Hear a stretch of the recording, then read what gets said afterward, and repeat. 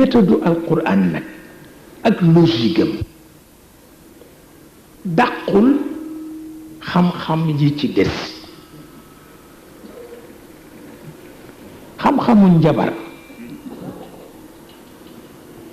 mi ngi fi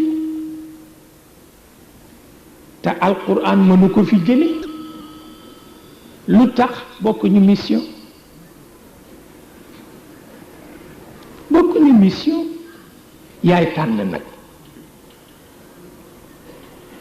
yaay tànn ànd ci mission alquran wala nga tànn ànd ci mission njabar yaay tànn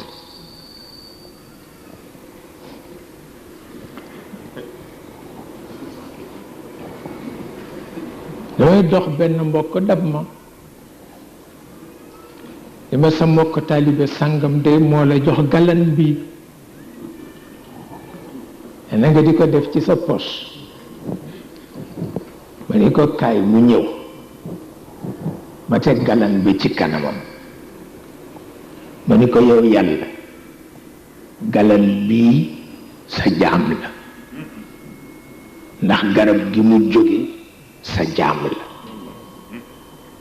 te yaa wax ni wa ma min shay'in illa yusabbihu bihamdi wóor na ma ni galan baa ngi lay sàbbaal wóor na ma man walakin la tafqahuna tasbihahu ma ni ko tikki ma ko yónnee wóor na ma ni borom pas-pas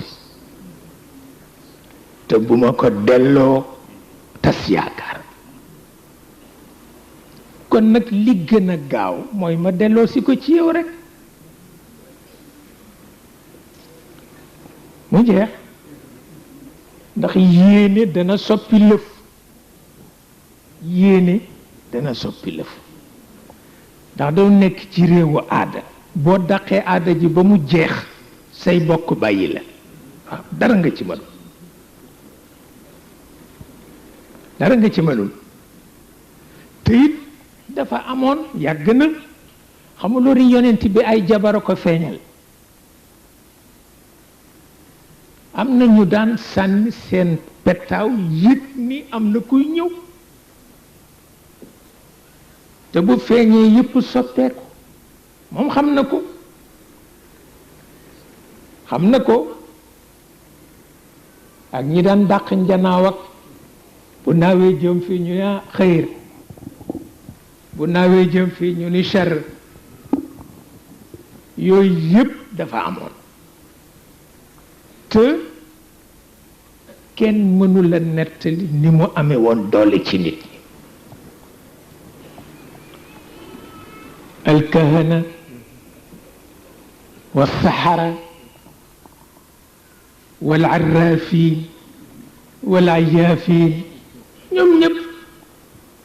kenn ku nekk ak sa néeg nit ñi di la fa fekk nga naan nangam dana am nangam waaye terewul nag alquran moom